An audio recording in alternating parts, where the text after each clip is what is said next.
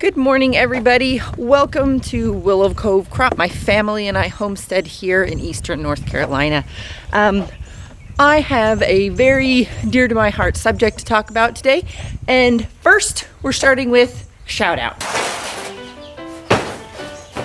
Okay, so there. This shout out goes to Ruth Gibbs, a subscriber and also my stepmother. She sent me a text and I thought it was a joke, but it wasn't a joke. And for all you list lovers, know that I am also a list lover. Let me show you what she got.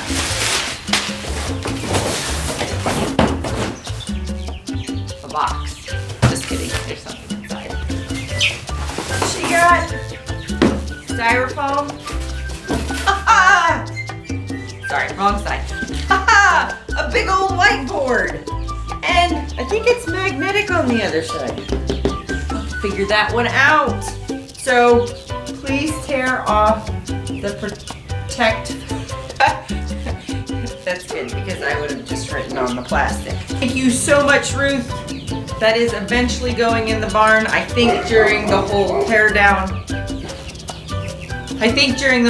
down remodel phase, we're going to keep it in the house, but that will be out here for plans and feeding charts and project. It is definitely going to get a lot of use. Thank you so much, Ruth and David, my dad. I appreciate that.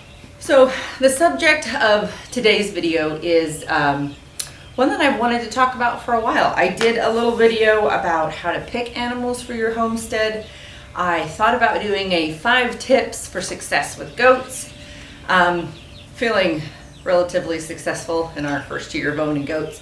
But the more I thought about it, the more I realized that this wasn't specific to goats. It was more of a holistic approach to raising animals for meat. So this is a conversation for people that are intending to raise animals for meat, may have started or are about to start, but aren't familiar with raising animals at all. If you're a very experienced person, you can just sit down and have a coffee and enjoy me try to explain it. So tip number 1 to raising animals on your homestead would be that you need to set the tone.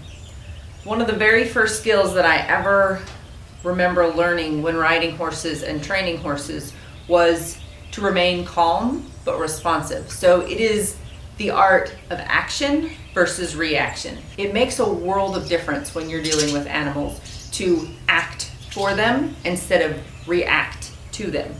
Animals generally are herd or flock animals or pack animals, and they need you to be that leader and set that tone. That is your responsible as an animal raiser, to put yourself in that role of authority and to, even when you don't feel it, show confidence.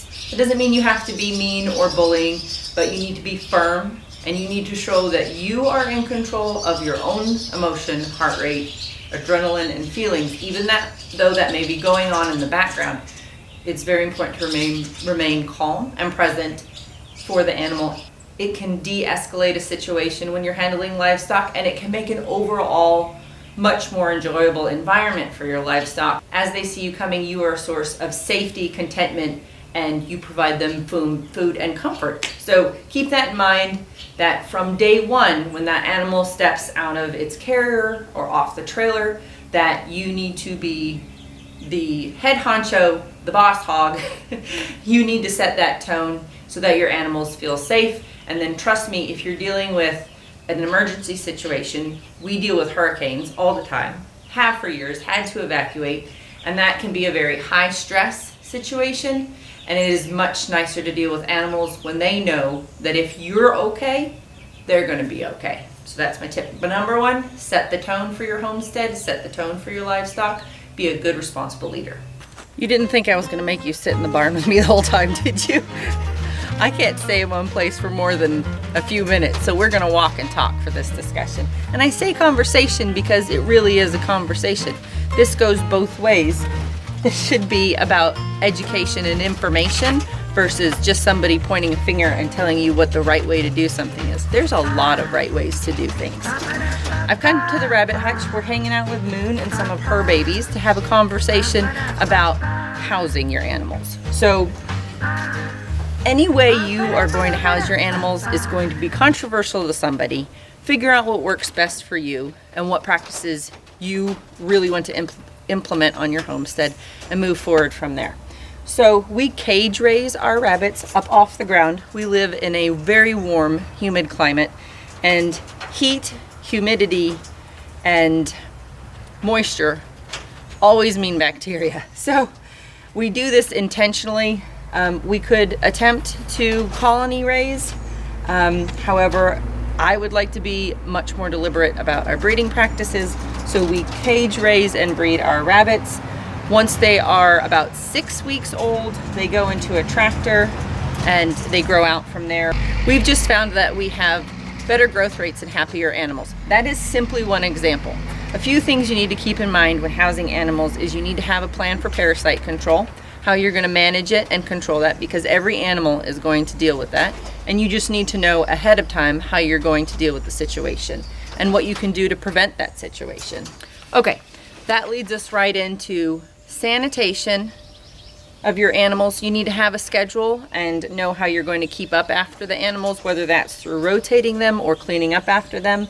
Take into consideration the time management involved in implementing those practices and make sure it works for you. A lot of people are going into raising animals and homesteading and they work full or part-time. So it's important to understand that rotation, while it may take you a little more time to do a few times a week, means less time involved in cleaning up, less time in parasite control and management, things like that. We'll want to take into consideration is not overcrowding. So we have 4, 8, 9, 10 rabbits in here. However, in about a week, this mom is going to move out into a tractor with her babies.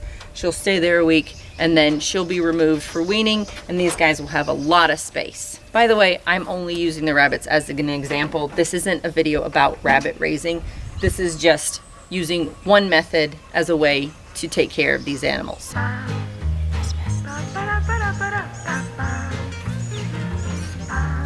Okay, tip number 3. Don't make the mistake of anthropomorphizing your animals. They aren't people. So animals don't want to live a sedentary lifestyle. They usually do not want to live inside. They want to live the way nature or we bred them to be. So give them the best environment that will simulate Aspen's following me, that will simulate that natural behavior that makes them feel much like themselves, makes them feel rewarded, makes them entertained. Because if you've ever had goats, you know they want to be entertained. And to be honest, I found the same thing with the pigs.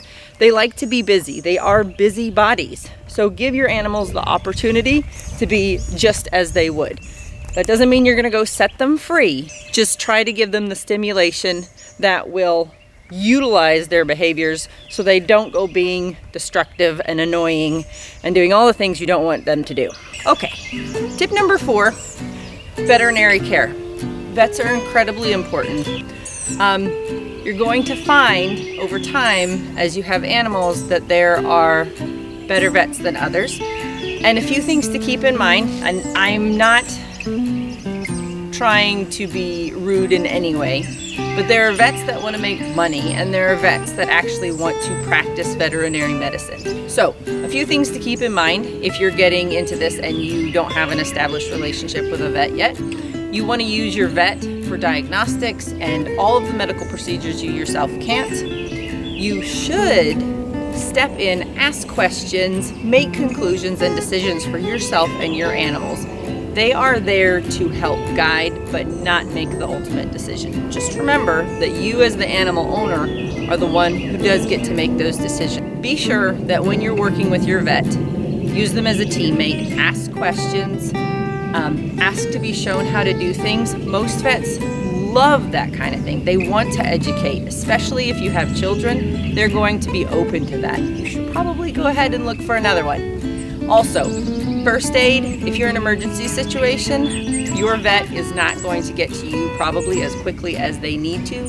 They are servicing maybe a very broad area for a rural situation. It takes time, and if they're already on a call and they're a single veterinary practice, they may not be able to get to you. So be sure to beef up on that, your supplies for those emergencies, your knowledge for those emergencies, and also to know what to do if you're in a very critical situation and you don't have a vet that can get to you in time.